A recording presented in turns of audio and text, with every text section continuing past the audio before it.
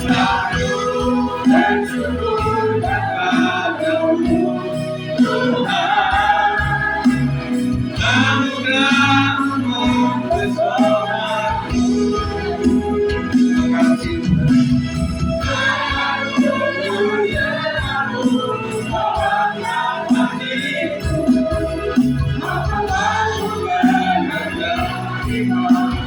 sekali lagi.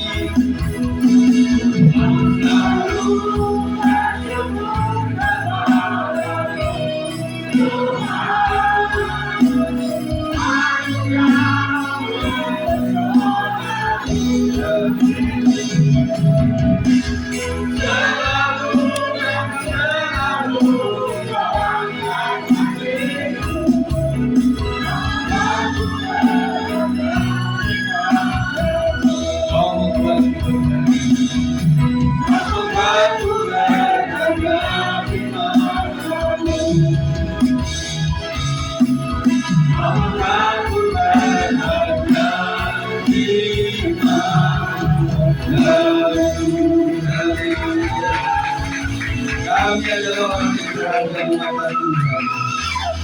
Kami melihat pengalaman hidup kami, perjalanan iman kami yang kadang jatuh bangun, naik turun, up and down. Tuhan, kami percaya, sungguh kami terpesona akan kasih setia Tuhan.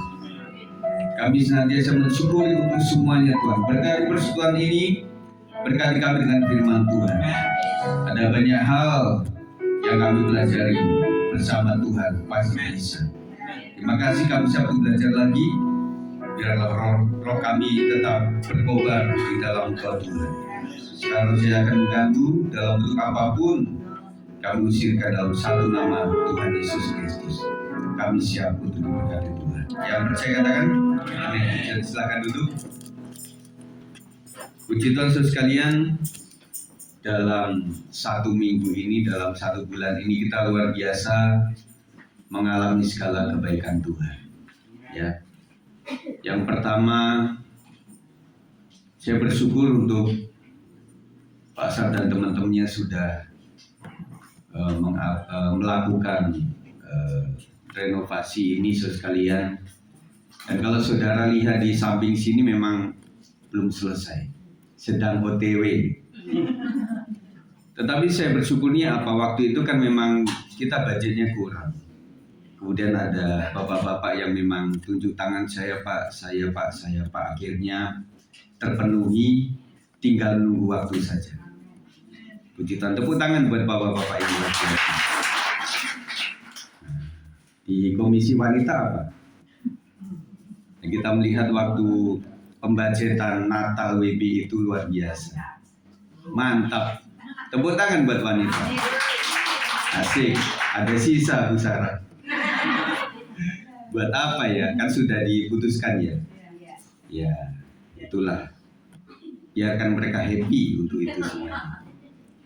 Dan kemudian saudara sekalian, kita juga melihat kemarin Bu Leni juga bersaksi bahwa dia juga sempat mengusir setan juga saudara sekalian. Dan puji Tuhan, saya menghargai untuk perkembangan iman yang luar biasa. Ya, tepuk tangan buat Bu Leni. Kita jagai Amel ya, dan juga Pak Herman, dan juga keluarga Pak Thomas yang luar biasa ya Pak. Semakin dekat kepada Tuhan kok semakin digocok gitu ya. Ya Bu ya. Puji Tuhan, mereka ada di tempat ini dan itu adalah anugerah dan kemurahan Tuhan. Puji Tuhan, dan juga kita melihat ada anak kita si Keisia ya. Dia membawa temannya. Ya, saya nggak sebut nama dulu ya. Saya tahu namanya. Kita doakan saja karena dia memang pengen mempelajari Kristen itu seperti apa. Kita doakanlah anak-anak kita ini ya. Nah, rupanya tidak semua yang aktif-aktif itu bisa memenangkan jiwa, tetapi sesosok K juga bisa. Kemarin kakaknya Michelle saya kabarin begitu, oh Pak Gem gitu ya, kok nggak ngomong ya Ki? Adik saya nggak ngomong gitu ya. Ya mereka diem-diem tapi memang aktif untuk melakukan itu. Puji Tuhan, dan juga yang lain-lain yang luar biasa. Pak Sinaga kayaknya kemarin ke Bandung ya Pak? Kemana? Oh sini, kok kayak di Bandung Pak? Ya puji Tuhan. Dan yang lain-lain juga luar biasa loh. Kita berjalan bersama Tuhan itu di dalam anugerah dan juga kemurahan Tuhan saja. Saya percaya kita akan mengakhiri tahun dengan bersyukur kepada Tuhan untuk perjalanan iman kita. Dan kita akan memulai tahun baru dengan iman dan percaya bahwa Tuhan akan menyertai kita. Amin. Jadi ini adalah tema besar kita untuk Natal ini, Allah hadir untuk menyelamatkan keluarga. Nanti kita akan bersama Pak Hari Sempulur untuk ditutup tahun itu. Kemudian Ibu Nelce istrinya itu di WBI. Jadi kalau di WBI untuk wanita.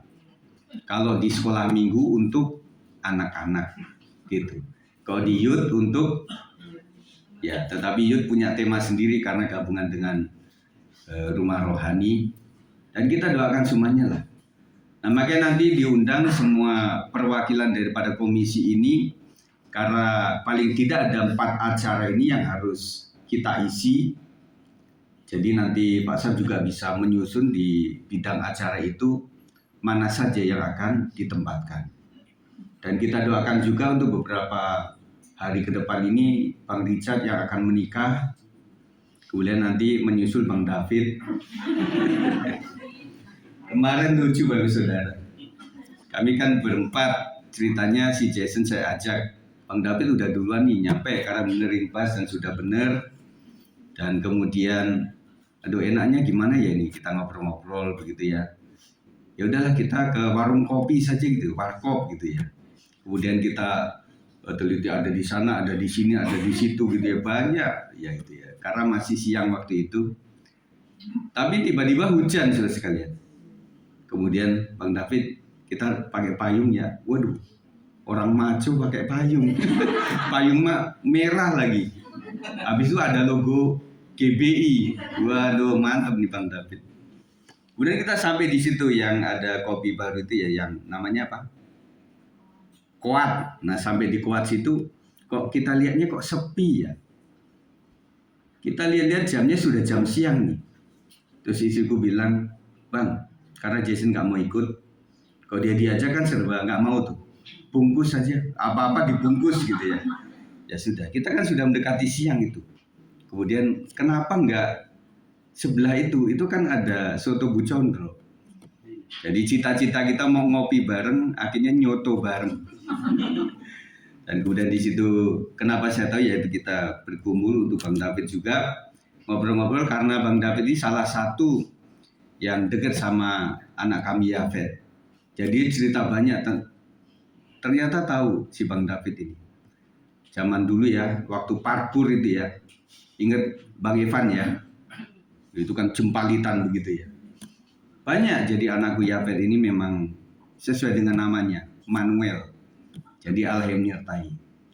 Banyak peristiwa-peristiwa yang pernah kesiram air lah, pernah mau jatuh di villa itu di puncak, kemudian pernah nyungsep ke bambu-bambu waktu itu pernah main sepeda juga.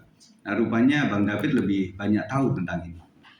Ya sekalian, jadi akhirnya ya sudah kita akhirnya sampai ke sini ya sudah kenyang dengan nyoto bareng gitu. Nah, saya sekalian beberapa pengalaman ini luar biasa. Jadi saya melihat bahwa orang yang setia dalam Tuhan tentunya akan disertai Tuhan. Kita akan bicara mengenai roh yang berkobar. Kita baca sama-sama Roma 12 ayat 11, 1, 2, 3. Janganlah hendaknya kerajinanmu kendor, biarlah rohmu menyala-nyala dan layanilah Tuhan. Puji Tuhan, satu kesaksian kelewat juga. Kemarin Bang Ucel juga bawa laptop ini. Saya bilang kenapa setiap isi worship nggak keluar videonya gitu ya. Coba Bang, bawa aja oprek itu ya. Dan kemudian kata dia ini, Pak Gem, kayaknya yang isi worship yang Pak Gem pakai ini memang yang terbaru gitu. Akhirnya dioprek, akhirnya bisa. Ya puji Tuhan, anak-anak kita punya kelebihan masing-masing untuk melayani pekerjaan Tuhan. Amin saudara sekalian, jangan pernah berhenti untuk melayani Tuhan di bidang masing-masing. Janganlah hendaknya kerajinanmu kendor, biarlah rohmu nyala dan layanilah Tuhan. Banyak orang Kristen semangat di awal pelayanan, tetapi kemudian kendur. Paulus mengingatkan jemaat di Roma agar memiliki roh yang berkobar. Kehidupan pelayanan seharusnya penuh gairah karena kita melayani Tuhan yang hidup. Jadi gairah kita untuk melayani, menginjil adalah karena kita memiliki Tuhan yang hidup, yang berkuasa. Amin. Dan kemudian kemarin balik lagi temennya Kenny bilang dia punya pengalaman. Jadi kayak spiritual, kayak dapat penglihatan kalau kami bilangnya ya, kayak mimpi gitu loh. Di padang gurun atau di padang pasir gitu, tiba-tiba ada sesosok yang kayak laki-laki terus kemudian rambut panjang gitu ya. Kemudian dia lihat itu kayak gambar tokohnya orang Kristen gitu, yang kita sebut Yesus Kristus gitu. Akhirnya dia pengen belajar tentang itu sekalian.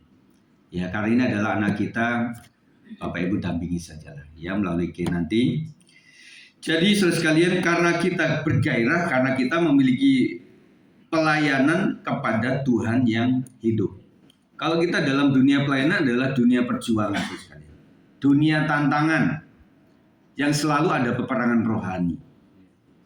Kalau cari tempat yang nyaman bukan di pelayanan. Di pelayanan itu gesek-menggesek seperti firman Tuhan. Besi menajamkan besi. Orang manusia menajamkan sesamanya. Kita sedang ditajamkan sama-sama. Dan berharap mulai tidak saling menyinggung dan tersinggung. Karena kalau berbicara mengenai yang tersinggung itu kebanyakan di gembala. Saudara sekalian. Tetapi kami mencoba untuk melakukan segala sesuatu supaya kami tetap dalam keadaan apapun juga tetap menjadi berkat bagi jemaat Tuhan. Setuju ya? Nah, apa saja yang harus kita miliki sebagai pelayan Tuhan? Yang pertama dalam ayat ini, kerajinan jangan sampai kendor. Paulus menekankan bahwa melayani Tuhan bukan pekerjaan sampingan, melainkan panggilan utama kita sebagai anak Tuhan. Ini dulu sekalian.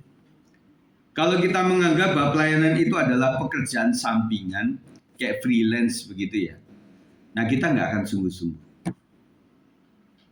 Ada kesaksian kemarin di hari apa ya? Itu ada ketok-ketok di bawah, saya di atas kan. Karena dimanapun ngetok yang di bawah kedengeran di atas gitu. Ini papa mertua atau siapa gitu. Kayaknya di samping sini. Kemudian saya buka itu pintu belakang itu, benar. Jadi ada penggalian di situ. Kemudian ada satu bapak di situ. Saya tanya, Pak, sendiri ya Pak? Iya Pak. Lagi ngapain Pak? Oh lagi gali itu, gali paralon untuk IPAL gitu. Oh puji Tuhan, artinya doa saya terjawab. Dan omongan mereka benar gitu. Dan kemudian keluar satu orang tinggi besar, namanya Pak Afid panggilannya. Kemudian dia tanya, gimana Pak, udah aman di dalam? Sudah nggak bocor-bocor lagi? Oh enggak Pak, kalau Bapak boleh melihat silahkan saya bukain. Akhirnya saya bukain, langsung dia tertuju ke sini. Karena dia seorang pemborong. Dia bilang, oh iya Pak, itu memang yang sedang dipakai hari-hari ini. Dia tahan rayap dan kemudian tahan air karena dia pemborong. Kemudian dia lihat ini, nah, akhirnya dia berkata, bolehlah Pak, karena saya juga misalnya mengerjakan kitchen set atau di rumah-rumah sakit itu, kemudian membangun rumah juga, desain, kemudian dan juga beberapa gereja dia juga desain itu di Jawa Tengah katanya, karena orang Jawa. Dan Yesus bilang kayaknya bisa dipakai, mahal ini. Saya lihat profil dia, waduh, ini luar biasa tingkatannya. Kalau kitchen set kayaknya enggak, kalaupun iya pasti mahal gitu ya. Nah yang saya akan saksikan saudara sekalian bahwa di setiap sudut ruangan ini adalah mujizat Tuhan. Amin. Mujizat Tuhan. Saya percaya kalau gereja ada oleh karena mujizat Tuhan, maka jemaat Tuhan di sini, keluarga-keluarganya akan mengalami mujizat Tuhan. Amin. Tepuk tangan buat kita sekalian. Saya percaya dan beriman Tuhan akan memberkati setiap kita. Kembali lagi kepada ini. Jadi bukan sampingan tetapi panggilan utama sebagai anak-anak Tuhan. Karena dalam Kolose 3 ayat 23 mengatakan apa? Apapun juga yang kamu perbuat, perbuatlah dengan segenap hatimu seperti untuk Tuhan dan bukan untuk manusia. Lebih jelas di BMK 1, 2, 3, 23, pekerjaan apa saja yang diberikan kepadamu, hendaklah kalian mengerjakannya dengan sepenuh hati. Seolah-olah Tuhanlah yang kalian layani dan bukan hanya manusia. Lebih jelas ibu-ibu ya, bapak-bapak. Lebih jelas. Jadi apapun profesi kita saudara sekalian. Dan kemarin saya bilang bahwa di WBI saya berkhotbah tentang seorang utusan Tuhan namanya Musa. Itu dia bukan memiliki kelebihan yang sangat luar biasa. Bahkan dia katakan bahwa saya ini orang yang gak bisa ngomong, istilahnya seperti itu. Ada abangnya, Abang Harun namanya, yang lebih bisa ngomong. Nah, pertanyaan buat saya pribadi adalah kenapa Tuhan memilih tidak selalu orang yang the best. Seorang Musa dipilih oleh Tuhan. Nah, akhirnya dalam tindak lanjutnya adalah itu ternyata kalau Tuhan sudah pilih, pasti Tuhan perlengkapi. Amin. Makanya saya bilang seorang anak muda, mungkin anak sekolah minggu pun kalau Tuhan pakai, itu bisa melakukan apa-apa untuk kemuliaan nama Tuhan. Makanya teman-teman sekalian, meskipun engkau berkata bahwa saya bukanlah lulusan dari universitas atau saya cuma lulusan sekolah rakyat atau bahkan yang tidak lulus-lulus oleh karena mungkin nakal waktu itu dan lain sebagainya. Tetapi kalau Tuhan sudah pakai akan menjadi luar biasa. Ya. Jadi saya ingatkan lagi tadi Bu Leni yang bisa mengusir setan itu, yaitu luar biasa. Apakah Bapak Ibu Saudara nggak bisa? Bisa. Tetapi masalahnya mungkin di sekitar saudara nggak ada setan. Nggak ada yang diusir sekali. Masa suami yang diusir? Atau istrinya atau anak-anak? Itu saudara. Tetapi saya percaya bukan berarti saya panggil saudara untuk menjadi pemburu setan. Kemana-mana bawa botol, kemudian ada arwahnya atau rohnya itu nanti kita masukin ke botol, terus ditutup gitu ya. Tapi orang-orang pintar kadang-kadang masih percaya kayak gitu ya. Masih percaya. Buktinya adalah orang-orang yang sampai jabatan S3, ketika mereka di tingkat daerah itu mau menjadi kepala dusun, mau menjadi yang lebih tinggi wali kota, bahkan pengen menjadi menteri, itu kadang-kadang ke mbah dukun. Yang datang ke mbah dukun itu adalah mungkin nggak sekolah, yang datang S3. Nah makanya kebalik, ini orang pinter yang mana ini? Yang lebih aneh lagi, orang pengen kaya datang kepada dukun. Yang dukunnya itu di ya rumah sederhana mungkin gede begitu, tuh datang ke dia, Mbak Dukun, minta supaya saya kaya. Kalau logika kita berkata begini, kalau Mbak Dukun bisa menggandakan uang dan bisa kaya, kenapa tidak Mbak Dukunnya aja yang menjadi kaya? Betul nggak? Tetapi orang kadang-kadang percaya kayak gitu. Ya, artinya orang udah keblinger. Dan saya tahu bukan karena orang itu keblinger saja, tetapi karena roh kegelapan yang menguasai. Betul ya? Nah kemarin saya melihat ada satu tayangan tentang bagaimana perjuangan. Ada satu pendeta dan juga beberapa jemaat yang sudah sepuh di Bandung. Jadi ada sebuah gereja yang lama, yang akhirnya oleh pemerintah daerah itu akan digusur begitu ya. Akhirnya yang membela itu adalah Kang Dedi. Dia datang kemudian bagaimana riwayatnya ini, bagaimana tanah ini, kemudian bagaimana sejarahnya. Ternyata memang gereja ini pernah menampung beragam agama pada saat kebakaran besar, pada saat masalah kerusuhan besar di Bandung waktu itu, dan pernah menampung itu. Akhirnya doa daripada ibu-ibu dan pendeta yang sudah sepuh ini didengar oleh Tuhan. Itu luar biasa. Jadi saudara sekalian, perjuangan kita belum selesai. Di dalam Kolose 3 ayat 23 ini, apapun profesi kita harus kita gunakan seperti untuk Tuhan. Baru kita akan bertanggung jawab. Apapun kau lakukan seakan-akan untuk Tuhan. Ibu-ibu yang masak, lakukan sepenuh hati seperti untuk Tuhan. Berarti bertanggung jawab. Anak-anak pelajar waktu ujian, waktu mengerjakan PR-PS, mengerjakan seakan-akan Tuhan ada di situ. Jadi mereka tidak akan nyontek dan akan jujur. Amin, para pelajar. Oh, pada diem tuh, berarti nyontek. Malas adalah lawan dari kerajinan. Orang malas bisa kehilangan kesempatan untuk dipakai Tuhan. Makanya teman-teman sekalian, selalu rumusnya itu adalah setia dalam perkara kecil dan akan diberikan tanggung jawab yang besar. Segala sesuatu memulai dari yang kecil, tidak langsung yang besar. Dan kita melihat anak-anak kita yang luar biasa hari-hari ini, yang mereka memainkan musik ini dan kemudian mereka masih sekolah menjelang kuliah. Dan selalu saya berkata, kita bayangkan 10-20 tahun mendatang mereka ada di mana.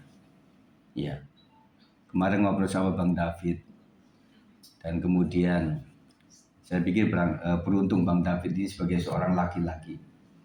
Jadi dia bisa membawa wanitanya, termasuk Bang Richard juga. Nah, ini saya pesan kepada yang perempuan-perempuan ini. Akan cari jodoh di mana? Dan waktu susah cari jodoh, tukun bertindak. Jangan, andalkan Tuhan. Ya. Kalau di sini memang nggak ada pria-pria yang sesuai selera kalian, carilah yang Kristen, yang ada di gereja lain. Ya, tapi jangan gereja setan. Atau jangan sampai, wah saya pengen menikah dengan orang Korea atau orang Jepang. Ya Mas Ri, saya ingat waktu itu Evan, Pak Gem, saya kayaknya pengen deh menikah sama gadis Jepang gitu ya. Sampai di sana terakhir juga saya tanya, masih kayak gitu nggak Van? Wah, masih mikir-mikir juga Pak Gem. Mungkin orang yang ada di Jepang tetapi orang Indonesia, begitu katanya. Atau mungkin Pak Tri mau diajak ke Jepang Mas. Ya. Nah jadi anak kita itu luar biasa loh sekalian. Dan kemudian waktu saya mengingat waktu di Bungur ya, saya melihat kembali lagi karena kemarin ngobrol sama Bang David saya lihat kok main gitar di sekolah minggu di bawah jemuran tuh, ingat ya? Nah di situ luar biasa. Jadi saya percaya orang-orang yang setia seperti ini akan diberkati oleh Tuhan. Ya, tetap andalkan Tuhan. Kita melihat ada Bang Berto dan sebagainya. Dan puji Tuhan sekalian kemarin ngobrol-ngobrol juga, akhirnya di Komisi WBI juga ada sponsor satu yang dulu ada beribadah dengan kita, Ibu Yohana, Bu Oni ya. Kemarin kita ngobrol, akhirnya Ibu Gembala membuat 4 orang untuk dalam satu grup perkunjungan. Nah tahu gitu akhirnya tolong saya mau ngomong gitu loh. Ya puji Tuhan, Bu Yohana itu sekarang sudah sembuh. Ya kayaknya salah deteksi waktu itu kan, ingat ya, waktu itu kok susah tidur gitu ya. Dan kemudian sampai kurus gitu ya. Dia bilang Pak Gem waktu itu saya 40 kilo. Nah sekarang puji Tuhan udah 60 kilogram. Ya, kita tahu ya bagaimana Bu Oni ini kita bawa sampai ke Jawa Tengah waktu ya Pak Sam ya. Itu luar biasa.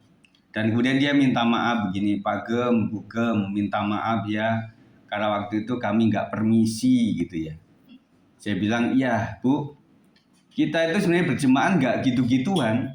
Maksudnya keluar ntar masuk, ntar nggak lagi kan begitu saudara sekalian. Jadi akhirnya ya udah, karena dia juga salah satu yang nyumbang di WB itu ya, kita undang, Bu bisa datang ya? Ya Pak Gem, Bu selama ini gimana gerejanya? Ya saya nunggu Pak Oni kalau pulang. Kok nggak pulang berarti ya nggak ke gereja Pak. Nah akhirnya saya telepon Pak Oni. Pak apa kabar? Oh Makasih Pak Gem sudah telepon. Saya baik-baik saja. Saya ada di Medan. Dia sedang melola itu dan puji Tuhan dia umur 60 lebih. Tetapi masih dipakai oleh bosnya. Dan kemudian saya permisi Pak. Nanti ibu-ibu dan saya mungkin akan datang ke rumah Bapak untuk menguji ibu. Oh iya silakan Pak Sigit. Yang kedua Pak, saya undang ya ibu ini untuk hadir di Natal kamu. Oh silakan. Gitu. Kemudian saya tanya ke Bu Yohana. Bu, nanti kalau ibu misalnya mau pergi, si bapak nggak ada gimana? Oh, biasanya saya sama Bu Uli, masih ingat ya? Dan kemudian saya hubungi Bu Uli, oke, masih kabar baik. Akhirnya saya minta pesen salam untuk Pak Buyung sama Bu Yeti ya. Oh gitu, makanya saya screenshot, saya kasih ke Mama. Mama datang ke atas, Git, ini Uli yang mana? Gitu. Baru saya terangkan begitu. Iya, ke marga Manalu itu. Jadi luar biasa lah kita itu punya sejarah-sejarah yang luar biasa. Jadi teman-teman sekalian itulah bersama Tuhan itu ada keindahannya. Amin. Puji Tuhan. Malas adalah lawan dari kerajinan. Orang malas bisa kehilangan kesempatan untuk dipakai oleh Tuhan. Kerajinan menunjukkan kesetiaan. Tuhan mempercayakan hal besar kepada mereka yang setia dalam hal yang kecil. Kita baca Lukas 16 ayat 10, 1, 2, 3. Barang siapa setia dalam perkara-perkara kecil, ia setia juga dalam perkara-perkara besar. Dan barang siapa tidak benar dalam perkara-perkara kecil, ia tidak benar juga dalam perkara-perkara besar. Artinya apa? Bahwa segala sesuatu itu dilihat dari hal yang masih minim, yang masih kecil. Ada orang bilang begini, Pak Tuhan, saya pengen rumah yang besar, supaya saya nanti bisa mengundang banyak teman, bisa pesta Batak di situ, bisa arisan di situ, yang dapurnya luas begitu ya. Dan kemudian saya juga ingin membuka sel, membuka ibadah di situ. Kadang-kadang Tuhan melihatnya begini. Waktu engkau punya rumah kecil, apakah engkau membangun mezbah keluarga? Apa engkau rela untuk didatengin orang untuk masuk ke rumahmu? Untuk bisa berjabat tangan denganmu. Kadang-kadang Tuhan bertanya seperti itu. Ya, saya percaya sekali ada beberapa tempat yang memang nggak boleh untuk itu. Dan kemarin Ibu Gembala juga tawarkan Ibu Leni ya, yang ulang tahun di hari Sabtu kemarin. Gimana Bu? Karena di sini kan waktu itu kan belum tahu kapan selesainya. Gimana Bu? Apakah di Bu Leni atau gimana? Sabtu gitu ya. Mau dibikinnya atau bagaimana? Ya itu belum nyimpul, akhirnya tetap wanita di sini. So sekalian, kecuali ada wilayah-wilayah yang memang nggak boleh diadakan itu. Ya kita memahami so sekalian.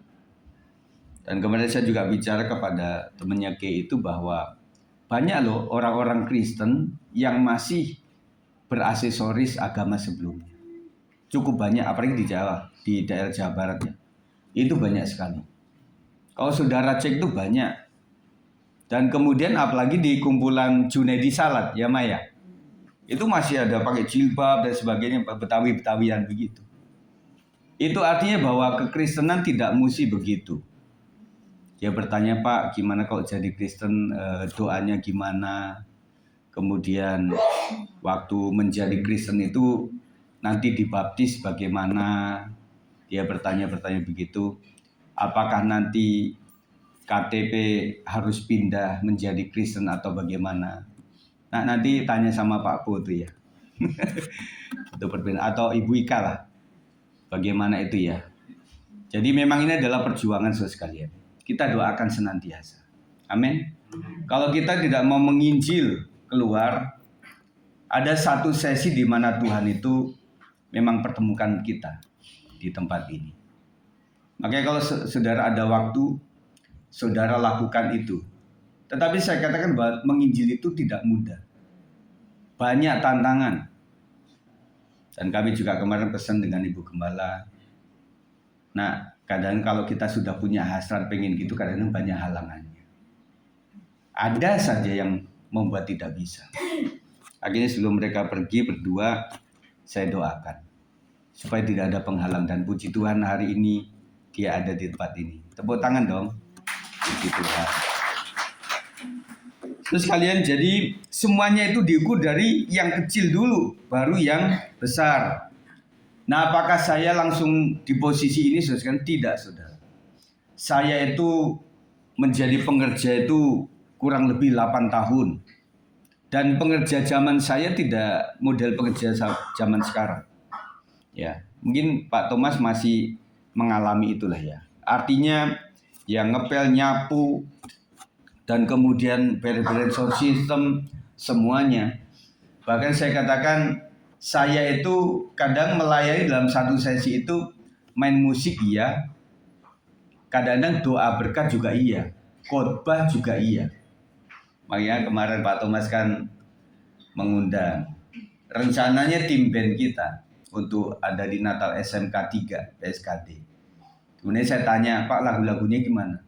Ya karena mereka Protestan, jadi bukan Protestan. Jadi kebanyakan lagu-lagu kaji gitu. Wah, saya lihat anak-anak kita mungkin harus lama latihannya, atau kemudian waktunya juga nggak bisa begitu ya. Nah, kayak saya bilang sama Pak Thomas, lazim nggak Pak di tempat Bapak kalau misalnya saya khotbah, saya juga main musik juga. Karena saya waktu kecil itu pernah melayani di HKBP, di Katolik juga pernah, lagu-lagu gitu kayak gitu. Terus waktu saya mengajar di sekolah Kristen Ketapang, saya beberapa kali, ingat ya waktu di Bunga Bakung waktu itu, kadang-kadang minggu saya nggak ada. Ya kalau sudah mau ingat itu, nah saya melayani di situ, menjadi organis gitu ya. Nah situ pakai hidung-hidung jemaat semuanya. Boleh nggak Pak, kata Pak Thomas? Boleh Pak. Terus saya bilang, Pak, ada nggak anak murid Bapak yang bawa keyboard gitu loh? Justru itu Pak, mereka pada nggak bisa. Acara apa Pak? Bukan, anak-anak yang nggak bisa itu lagi. PKL lagi PKL, oh gitu ya. Terus saya bilang, aduh keyboard saya jadul Pak. Kata Pak Thomas, bukan masalah jadulnya Pak. Yang penting melayani untuk pekerjaan Tuhan. Ya udah. Terus saya tanya lagi Pak, nanti yang candlelight ada nggak orang lain? Masa saya candlelight mimpin kemudian pakai main piano atau keyboard juga gitu. Oh ada Pak, yuk aman. Terus nanti kalau misalnya saya habis khotbah butuh nyanyi bagaimana Pak? Ada nggak yang bisa main? Ada Pak, tapi gitar gitu. Saya pikirin. Wah kok gitu saya bawa Jason aja ya Pak. Saya bilang begitu. Ya udah Jason, kalau saya latihan sama dia masih bisa lagu itu ya. Jadi sekalian, jadi saya juga mengalami begitu banyak kepahitan, bukan kepahitan, maksudnya hal-hal yang pahit di dalam dunia pelayanan. Dan kami yang ada lama di pelayanan bisa simpulkan bahwa melayani pekerjaan Tuhan adalah peperangan iman. Membutuhkan kesetiaan, mesti tahan uji. Levelnya apa? Sampai kita menjadi seorang guru rohani bagi orang lain. Jadi kalau menjadi guru bagi orang lain itu adalah tubuh jiwa roh kita mesti sampai kepada nilai itu sekalian. Layak nggak pikiranku menjadi seorang guru rohani? Layak nggak perkataanku menjadi guru rohani? Layak nggak perilakuku untuk menjadi guru rohani? Ya sekalian, kita mensyukuri untuk anugerah Tuhan. Akhirnya saya sampai di tempat ini, itu adalah anugerah Tuhan. Dan saya betul-betul melihat bagaimana perjalanan pelayanan saya dan istri ini luar biasa. Dan pada saat awal-awal memang istriku kan bukan latar belakang teologi ya. Dia sastra Inggris. Dan kemudian kerja di bank. Kan nggak nyambung. Ya. Tetapi saya bersyukur bahwa istriku ini menjadi luar biasa. Oleh karena doa teman-teman semuanya.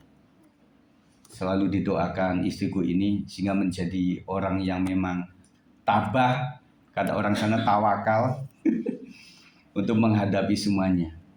Dan akhirnya memang luar biasa. Jadi istriku ini secara rohani memiliki kelebihan sendiri. Jadi misalnya anak-anakku ada sesuatu yang tidak beres, dia barometernya gitu loh. Ya kadang-kadang kok saya pengen doakan buat Yafet, kenapa gitu ya. Nah suatu saat ada cerita, dia doakan itu. Di saat saya ingat waktu itu Ibu Gembala cerita itu masa waktu Rekel sakit di jam 2 pagi itu kan. Nah waktu istriku bersama Yafet itu Dia cerita, "Man, aku hampir nabrak orang."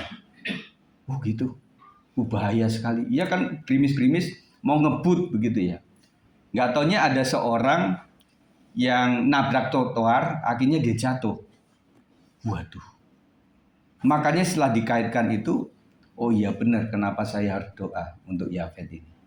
Itu banyak hal. Ya namanya anak Yafet ini kan anak muda ya. Jadi dia butuh kadang-kadang butuh sesuatu yang baru begitu ya. Dia pengen coba-coba atau pengen ya, tanda kutip pengen nakal juga gitu ya. Mungkin saya maklumi itu dan kemudian teringat banyak ketika waktu dia di cegat sama polisi motornya itu dia tinggal aja di Cibinong atau di mana itu Cibubur. Akhirnya ya Kevin anaknya Om Darwin sama Bang Oto waktu itu yang jemput ke sana. Aduh anakku ini. Sebenarnya itu cuma diambil suratnya terus motornya dibawa pulang gitu loh. Tetapi dia motornya ditinggal juga. Iya enggak? Terus kemudian berapa korban motor yang punya apa-apa dulu juga yang ya pokoknya begitu akhirnya sudah hancur-hancuran dijual cuma laku 1 juta gitu ya. Jadi kata Bang David, iya Pak Gem, si Yafet ini memang sesuai namanya, Manuel. Oh iya juga ya. Jadi dalam keadaannya tidak baik banyak penyertaan Tuhan yang luar biasa. Ya, kiranya anakku Yafet ini ingat itu bahwa Tuhan mengasihi engkau dan juga dari cara dia mesti memilih jurusan musik itu dia nggak pernah ada opsi lain. Tanya kepada SMA sekarang, mungkin mereka ada opsinya. Kalau nggak jurusan ini mah, Pak, aku jurusan ini. Kalau nggak ada jurusan ini, Yafet nggak ada. Pokoknya musik aja udah. Dan kata Bang David memang sejak SMP pengennya gitu Pak Gem, ke musik aja. Sempat waktu itu kan debat. Akhirnya saya agak takut-takutin waktu mau ke ISI atau IKJ itu. Fet, kayaknya di musik itu mesti not baloknya tuh harus bagus loh Fet. Saya itu kayak sejenis takut-takutin supaya dia nggak jadi. Lulus saudara. Waduh. Akhirnya kan nggak cuma yang saya pikirin itu. Dan kalau kita tanya, Fet, kalau misalnya kamu harus di Jogja gimana? Kamu kan main musik. Ya pulang balik aja mas tiap minggu. Ya enakmu. Keretanya berapa itu? Ya sekali wah. Pokoknya gitulah waktu itu ya. Akhirnya puji Tuhan memang ya Tuhan pakai anakku ini luar biasa. Ya kita doakan sajalah. Pokoknya dalam hal pergaulannya ya. Contoh juga sih memang anakku ini juga karena dia sempat ya pengen rokok lah, pengen mafe gitu ya. Tapi selalu ketahuan sama istriku. Nggak tahu gimana itu buka tasnya aja. Ya puji Tuhan langsung ketahuan, jadi nggak sampai lama gitu ya. Nah maka kalau teman-teman misalnya dia kalian cium itu bau rokok itu karena memang teman-temannya sekitarnya itu kan. Luar biasa lah. Belum lagi cerita ya Jason. Nanti nggak selesai khotbah saya. Ya kita lanjutkan saja lah ya. Yang kedua apa saja yang harus kita miliki? Roh menyala seperti obor. Paulus menasihati Timotius untuk mengobarkan karunia yang ada padanya. Kita baca 2 Timotius 1 ayat 6, 1, 2, 3. Karena itulah kuperingatkan engkau untuk mengobarkan karunia Allah yang ada padamu oleh penumpangan tanganku atasmu. Jadi saudara, pengobaran api Allah itu prinsip ini dimulai dengan penumpangan tangan. Para pejabat pendeta dan juga ketua-ketua komisi apapun, ketua-ketua bidang, kadang di gereja itu khas untuk didoakan. Supaya ada transfer pengurapan Tuhan yang luar biasa. Oleh sebab itu, Bapak Ibu sekalian, kalau saudara merasa sederhana, kok bisa minta, Pak, tumpangin tangan saya. Waktu itu dulu saya ingat, Bapak Ibu sekalian, saudara ingat istrinya pendeta Ateng, Bu Ana, setiap dia mau WL, Pak tolong doakan saya, tumpangin tangan saya. Tumpangin tangan Bapak ke kepala saya. Selalu begitu waktu itu. Artinya ada pengurapan khusus yang memberkati. Dan saya percaya pelayanan kita luar biasa. Kak Siska, Kak Sela, dan juga yang lain yang mereka kadang-kadang Enggak, jangan deh, jangan saya jadi WL. Saya ini aja singer aja begitu ya. Pada awalnya begitu. Akhirnya kita kasih bayangan, tidak mesti Bang Oto terus. Masa Bang Oto sampai kakek-kakek masih memimpin WL di sini menjadi WL, kan nggak mungkin. Harus generasi seterusnya lah mesti bisa memimpin ini. Dan sekali lagi saya katakan bahwa teman-teman kita ini luar biasa. Tetapi tidak mungkin mereka saya patok di sini, Bang Beto pokoknya sampai Tuhan datang ada di drum ini, nggak mungkin kan. Harus ada orang-orang lain.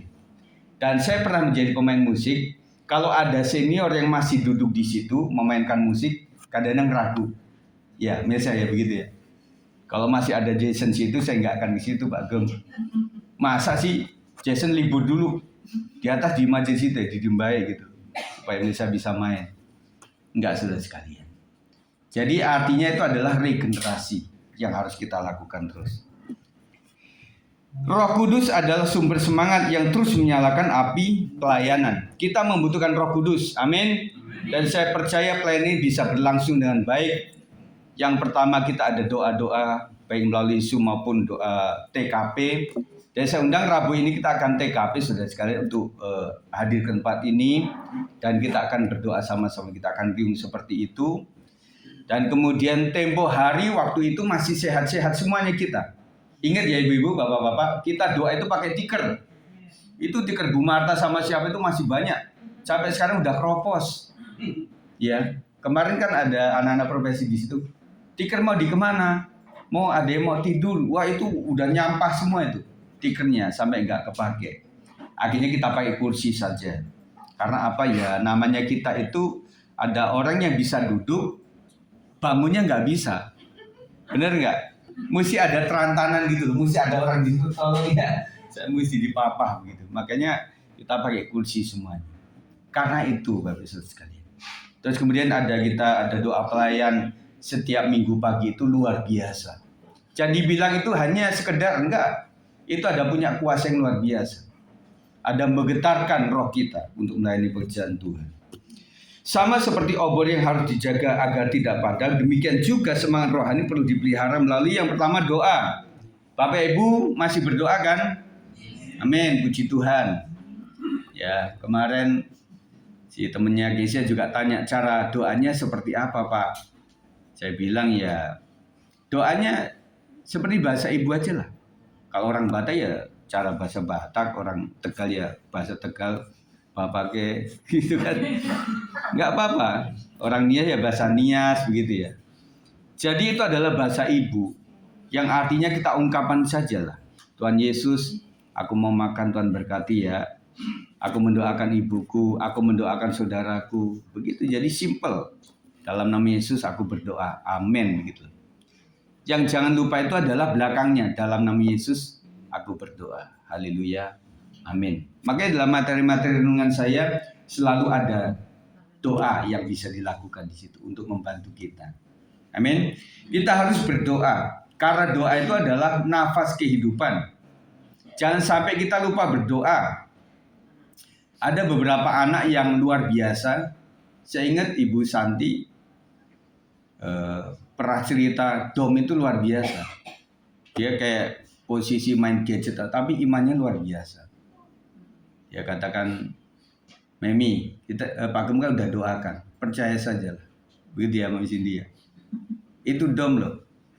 So sekali jadi anak-anak kita jangan anggap sepele loh. Mereka itu kadang-kadang punya iman yang lebih dari kita, saudara. Benar? Kita akan rangkul anak-anak kita menjadi posisi orang-orang anak-anak yang beriman kepada Tuhan. Yang kedua, melalui pembacaan firman. Saya bantu dengan PowerPoint. Kalau saudara bisa membaca Alkitab secara fisik kayak gini bagus. Tetapi ada beberapa orang fontnya nggak bisa. Termasuk istriku tercinta ini sebenarnya harusnya pakai kacamata. Bapak ibu-ibu terutama yang melihat handphone dia tuh fontnya sampai jaban-jaban, gede-gede. Nah itu kadang dibantu pakai tablet seperti saya ini, ya. Supaya itu membantu supaya kita bisa membaca dengan baik. Kalau nggak bisa itu pun pakai audio, Bible audio kan ada. Bapak Ibu dengerin saja di situ ya. Meskipun kadang berpikir kok seperti dengerin sandiwara radio di bawah Gunung Cermai, gitu ya. Tetapi artinya itu adalah sebuah usaha. Yang ketiga, keaktifan dalam persekutuan. Terus sekalian, kita ada dalam persekutuan Oikumene, kita komunitas, itu ada fungsinya. Kita saling satu dengan yang lainnya. Jadi lakukan doa, membaca firman, melakukan firman, kemudian aktif dalam persekutuan. Itu ada di dalam kehidupan rohani yang sangat baik. Menjadikan kita terus semangat. Api yang berkobar bukan hanya memberi kehangatan bagi diri sendiri, tetapi juga menjadi terang dan berkat bagi orang lain. Matius 5 ayat 14-16, 1, 2, 3. Kamu adalah terang dunia. Kota yang terletak di atas gunung tidak mungkin tersembunyi. Lagi pula orang tidak menyalakan pelita lalu meletakkannya di bawah gantang, melainkan di atas kaki dian, sehingga menerangi semua orang di dalam rumah itu.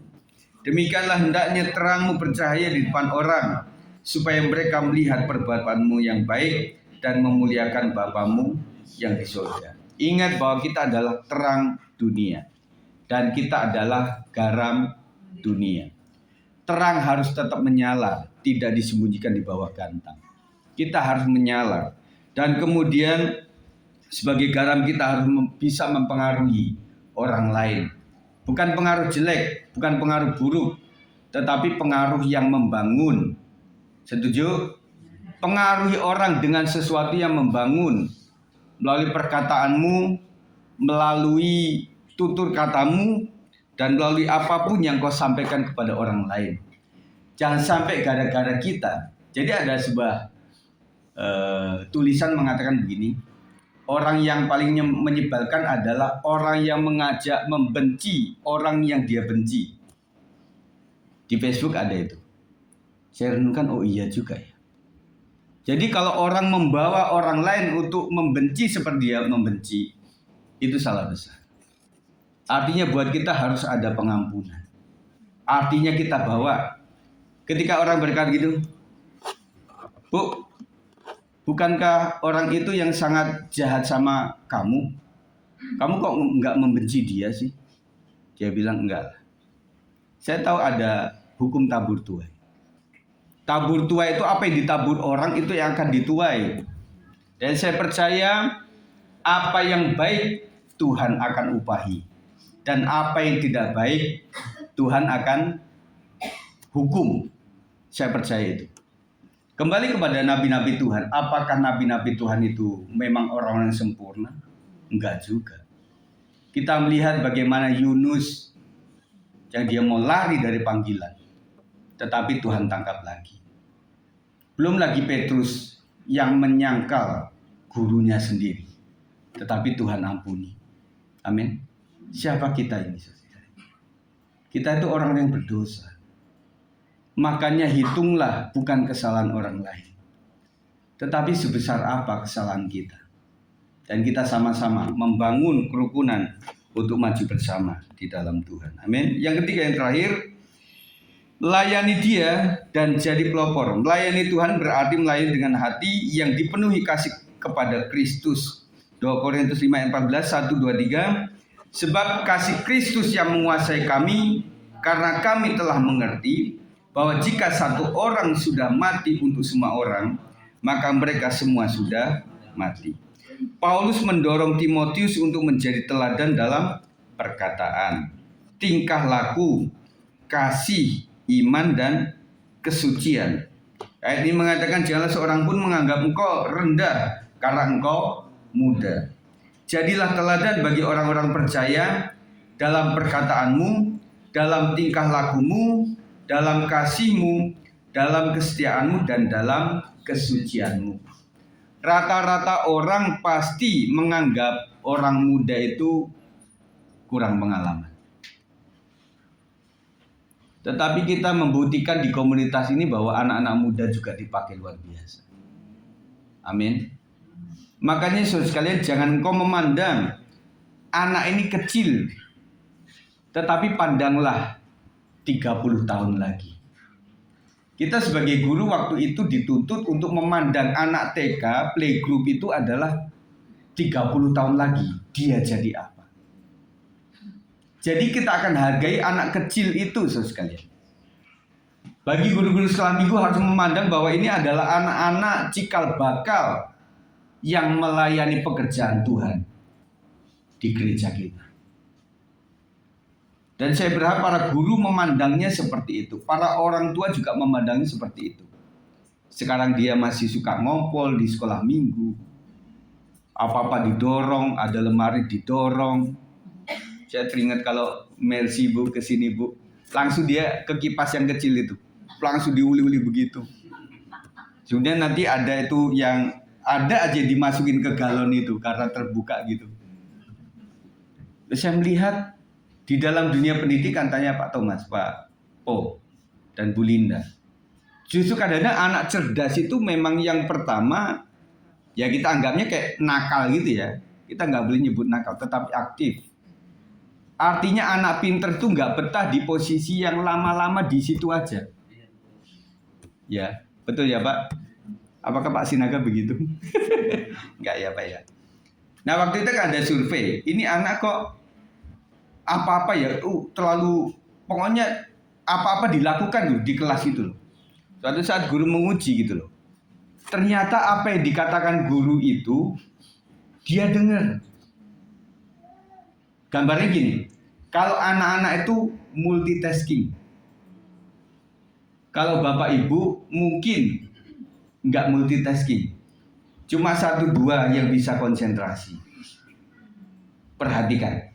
Waktu anak-anak sedang makan, disuapin mamanya, dia sedang lihat gadget. Betul nggak? Papanya bilang, nak tadi udah bantuin papa nggak untuk ngambil bola itu sudah dimasukin ke gudang? Udah Pak. Benar nggak? Itu aja berapa konsentrasi?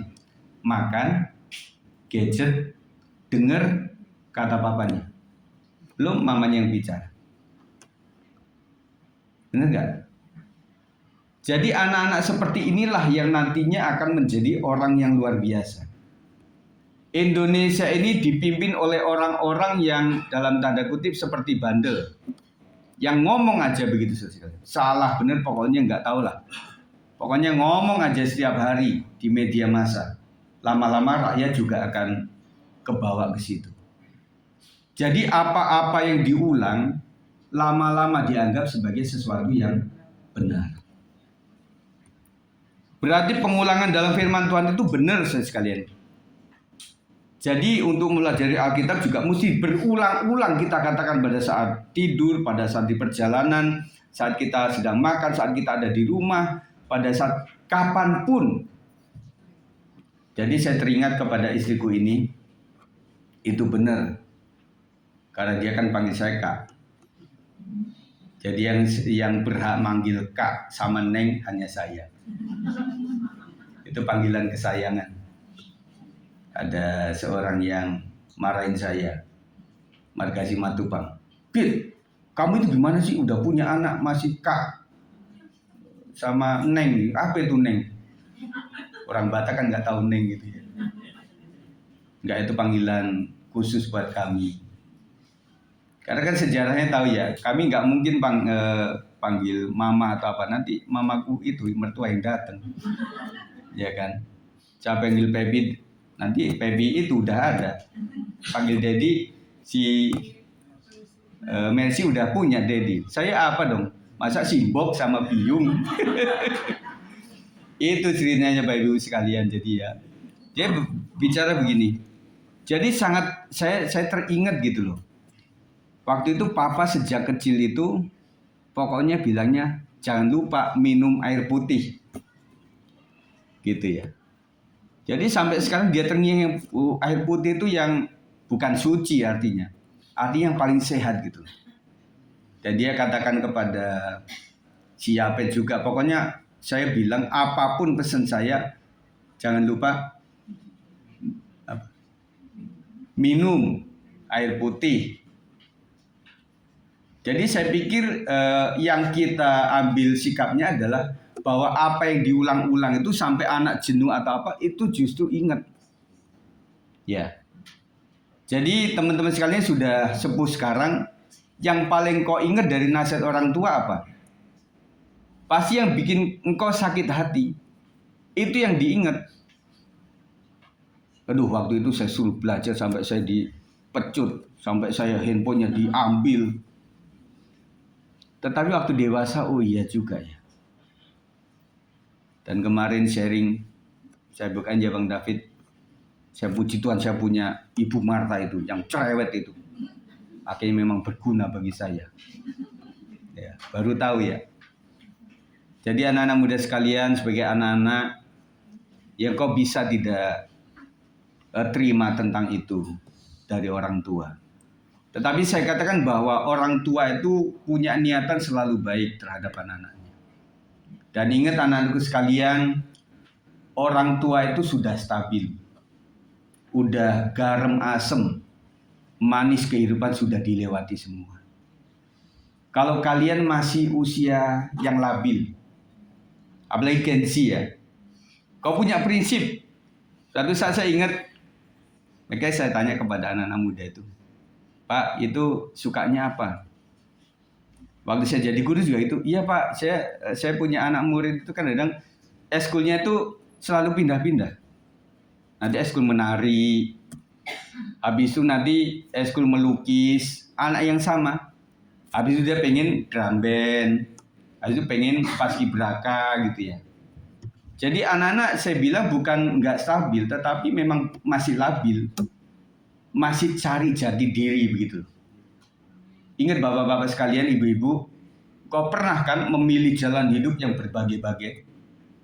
Motoran ya pernah, mancing ya pernah, catur ya pernah, semua diikutin itu. Nah sekarang bapak-bapak saya pikir sudah nggak ada yang main motoran lagi. Cukup ya paling besar NMAX.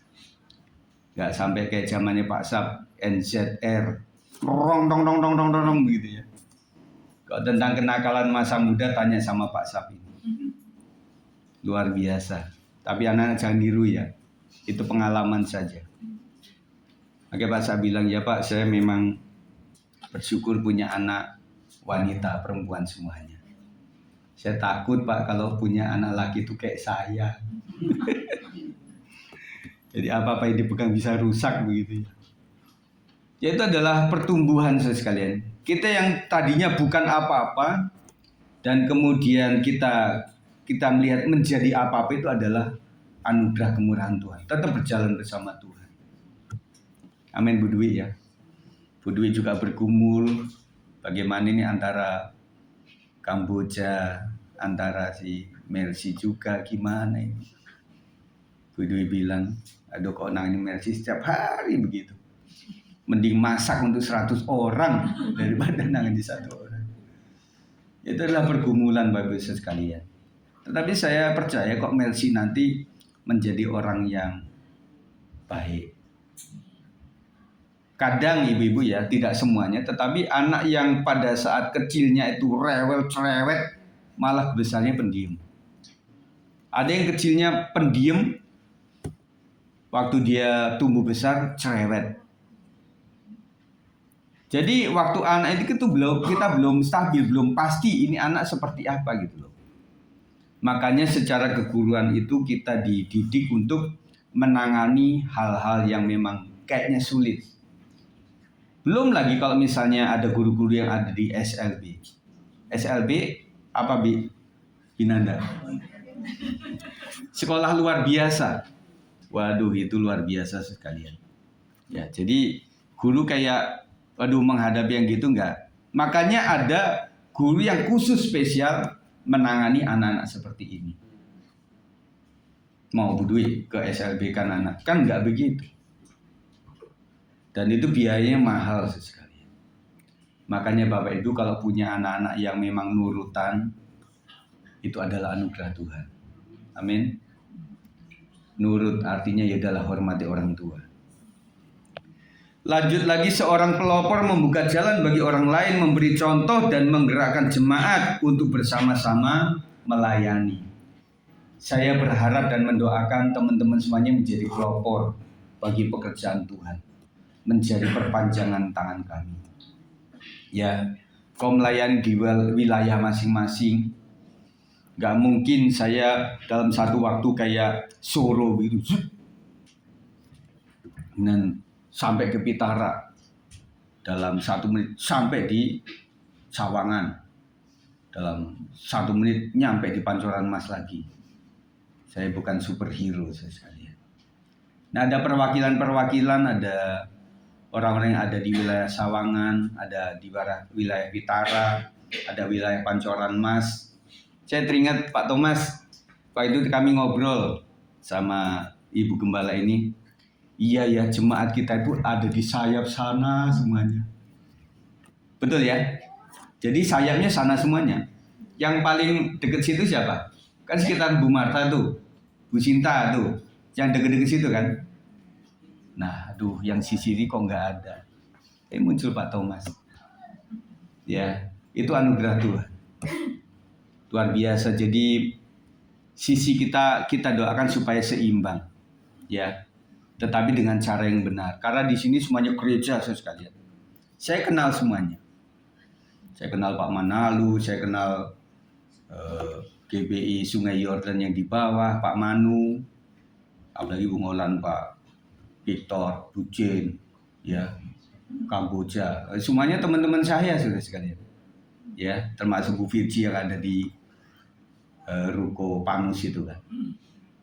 Ya, artinya ya seperti itu, artinya seperti Kesia begitu yang luar biasa. Akhirnya mengajak yang betul-betul murni dari orang yang belum kenal Tuhan. Itu luar biasa. Ya. Jadi kita doakan saja, karena bukan berarti nggak ada tantangan, pasti ada. Kita doakan saja, kita covering dalam nama Yesus. Ya. Puji Tuhan. Kesimpulan, mari para pemain musik, mari milikilah kerajinan, jangan biarkan kendor. Kemudian yang kedua, milikilah roh yang terus menyala dengan memiliki Roh Kudus di dalam hati kita. Saya percaya pengobaran api Kristus itu oleh karena Roh Kudus saja. Yang terakhir, yang ketiga, C. Jadilah pelopor yang menggerakkan jemaat atau orang lain untuk setia, bahkan sampai menjadi seorang pelayan yang setia.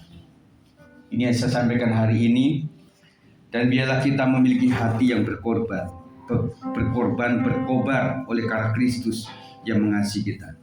Kita mendoakan supaya Tuhan bukan supaya baik, tetapi kita bersyukur bahwa Tuhan sudah baik sampai hari ini.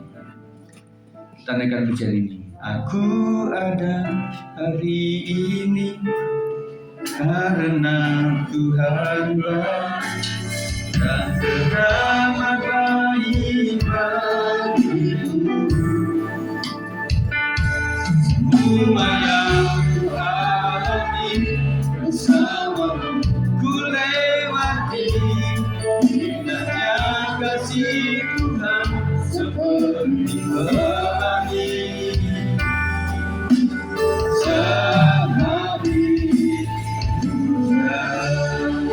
Saya percaya yang kita lewati kita bisa oleh karena Tuhan yang menyertai.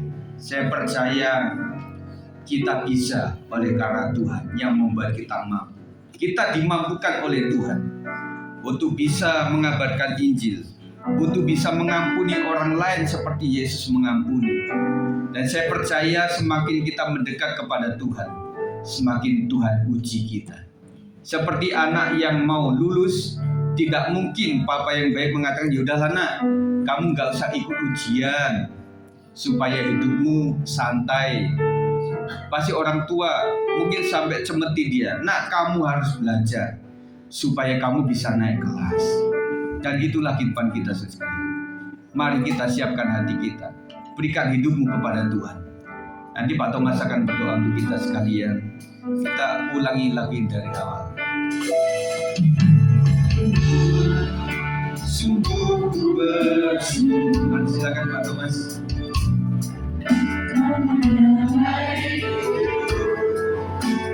Selama